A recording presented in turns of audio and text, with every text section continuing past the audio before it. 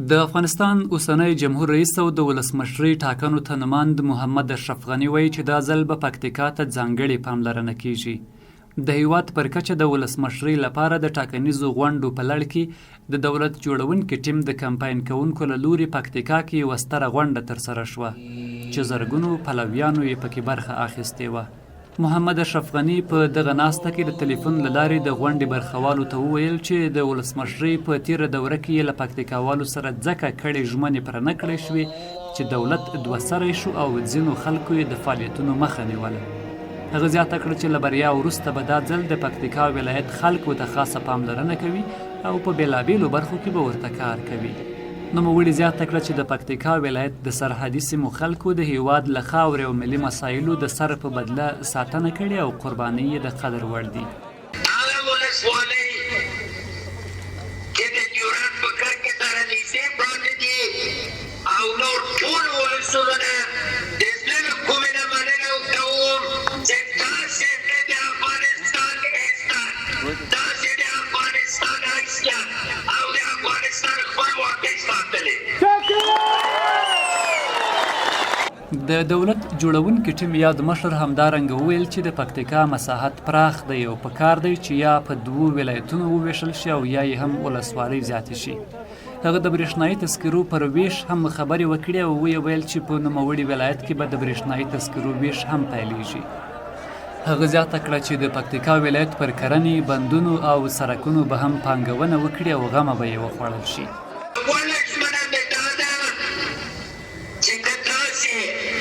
ولسوالۍ ډېروئ یا غواړئ چې پکتیکا په دوه ولایتو تفکیک شي زه به یې په سر و سترګو کړم. ولسمشر غني همدارنګه وویل چې په دې ولایت کې د تیلو او ګاز سترې زیرمې شتون لري چې په راتلونکي کې به پرې کار کیږي تر څو د ټول هیواد په اقتصاد کې ښه رول ولوبوي. چې د پکتیکا تیل او د پکتیکا ګاز چې خدای جل شانه ورکړي دي او ورباندې کار نه رسوي د ځمکې له لاندې نه ووځي پکتیکا لویه پکتیا او افغانستان ورباندې آباد شي. په ورته مهال د پکتیکا ولایت خلکو نوموړي ته ژمنه ورکړه چې په ټول توان به هڅه کوي چې د ولسمشرۍ په ټاکنو کې برخه واخلي او غني تر ارګ ورسوي. دوی له اشرف غني زیاته کړه چې له کامیابېدو وروسته سمدستي په هیواد کې د جګړې د پای په موخه بیا ځلې له سره د سولې راتلو لپاره لاس په کار شي.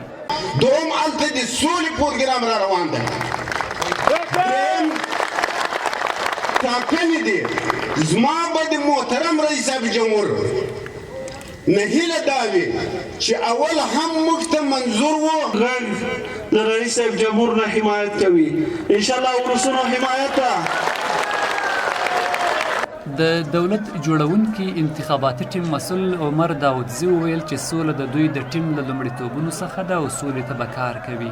سولې پروسه به دوباره شروع کیږي په اول هفته پس د انتخاباتو نه پس د دې چې رئیس مراسم د تحلیف تیر شي اولین کار به سوله وي او سوله به د ولسونو نه شروع کیږي بیا به هم لویه جرګه راغواړو.